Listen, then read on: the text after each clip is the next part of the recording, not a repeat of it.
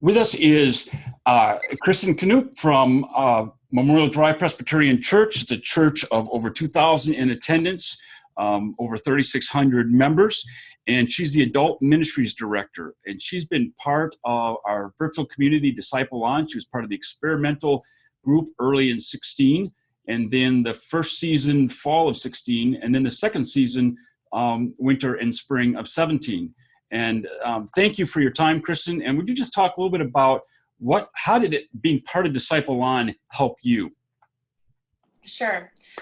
Two things, really. The first was it was very refreshing to join up with other people doing discipleship work from around the country, realize that I'm not alone in the challenges that I have in this role, and also it was a delight to see things that are working in other churches around the country, to share the joys with other people who are doing discipleship work. One of the things I loved most about it is that we would cover a variety of topics kind of quickly, but then we would dig deep into something that had been successful in somebody's context, and really getting able to hear the nuts and bolts about how somebody made a successful discipleship program or mentoring or small group initiative was really neat. And every single time that this meeting was on my calendar, I wanted to cancel because I had so much going on. But every single time that I made the time for it, I was so glad that I did, because there was always just usually a handful, maybe even just one thing that was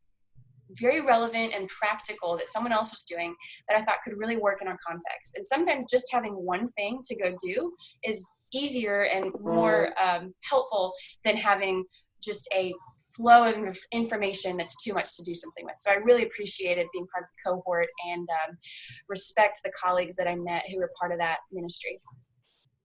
Thanks, Kristen. And you were a real blessing to everybody else too.